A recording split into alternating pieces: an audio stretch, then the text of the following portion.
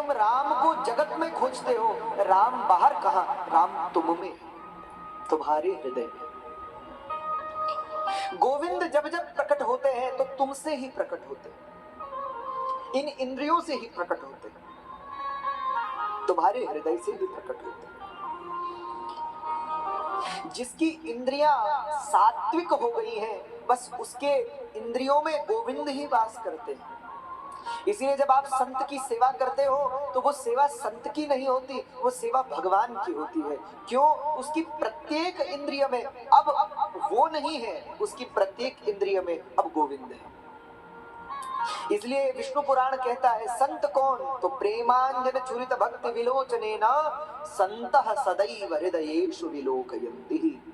जिसके हृदय में, जिसके रोम रोम में गोविंद समाहित हो गए हैं, बस वही संत है। इसलिए संत सेवा नहीं है, भगवत सेवा है। तो जिसकी इंद्रियों में गोविंद वास कर जाए, बस वही गोकुल है। इस गोकुल में जो आपको गोपियां दिखाई देती हैं, ग्वाल दिखाई देते हैं, ये कौन है? तो मन की अनंत वृत्तियों के साथ ही भगवान गोकुल में विराजमान इस हृदय रूपी वृंदावन में स्थापित है।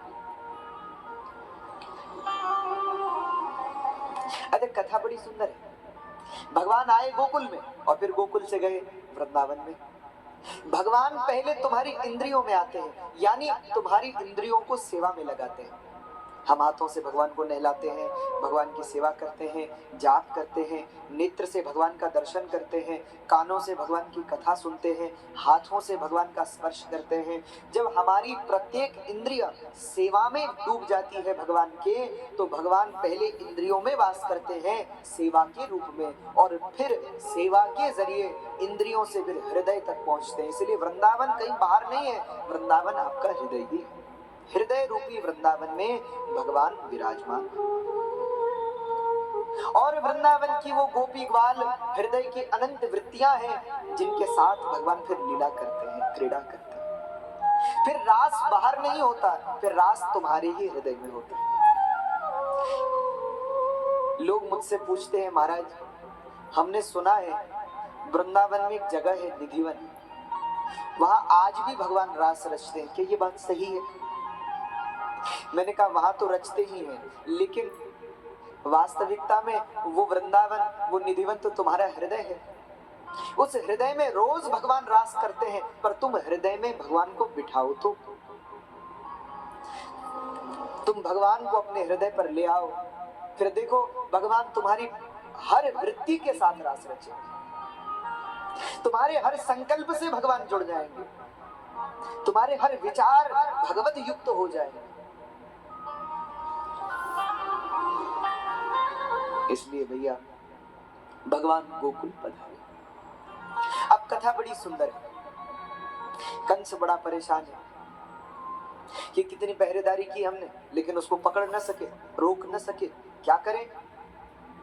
तो उसने देवकी वसुदेव जी को तो मुक्त कर दिया, क्षमा भी मांगी कि बहन मुझे क्या पता था कि देवता भी झूठ बोलेंगे, मुझे लगा था कि आकाशवाणी ने कहा है, इसलिए कृष्ण वो जो नारायण या हमारा काल आने वाला है वो तुम्हारे गर्भ से जन्मेगा, पर तुम्हें तो पुत्री हुई, वो कहीं और ही जन्मा।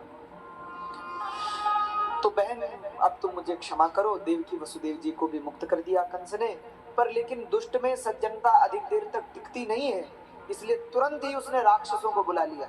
चांडूर, मुष्टिक, शल, तोशल, कूट, अघासुर, तृणावर्त, धेनुकासुर, वकासुर, व्योमासुर, सब राक्षसों को बुला लिया। अब उसने प्रश्न रखा कि मैं अपने काल को कैसे मारूं।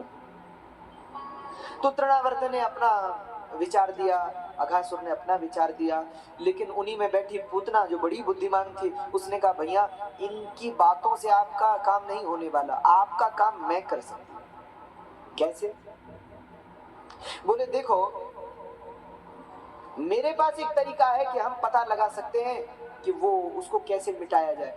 कंस ने कहा उसका तो ये भी पता नहीं वो कहाँ है, उसका ये भी पता नहीं कि वो कौन है, ये भी कुछ पता नहीं, तो उसका कैसे हम कुछ बिगाड़ेंगे। पूतना ने कहा मेरे पास एक मार्ग है। क्या मार्ग है? बोले महामाया ने आपसे दो बातें कही हैं। पहली बात, कहा है उसका जन्म ब्रज में ही कहीं हुआ है, तो 84 कोस के ब्रज में ही होगा। तो 84 कोस के ब्रज में तो बहुत बच्चे हैं, बहुत लोग हैं, कहाँ पहचानेंगे। अरे पूतना ने कहा भैया आप समझे नहीं, तो